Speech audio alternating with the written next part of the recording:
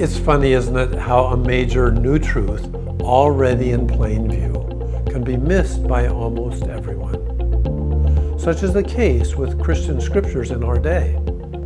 Lots of people have heard that new documents from the 1st and 2nd centuries have been discovered in the last 165 years, but few people know that more such documents have been discovered than in the previous 1,500 years. Even more surprising is that many of these new texts from the first 2 centuries turn out to be very important.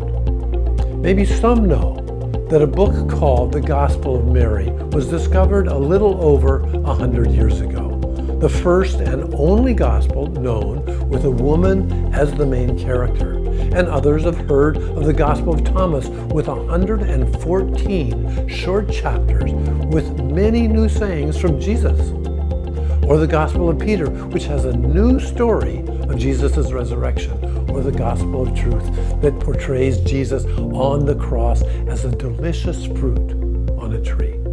Or another book of Acts that features a teenage girl who follows Paul and becomes a healer and teacher very much like him. Truth be told, from the work of scholars in the last 70 years, there are at least 50 new books from the earliest centuries of real import.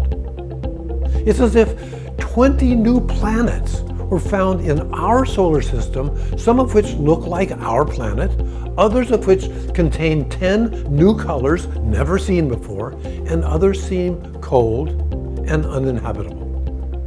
Many scholars and regular lay people have read these discoveries in their original languages or in good English translations and have found them beautiful, powerful, and compassionate. I am one such scholar, and to my own embarrassment, for many years I told people that these new discoveries were of no real consequence.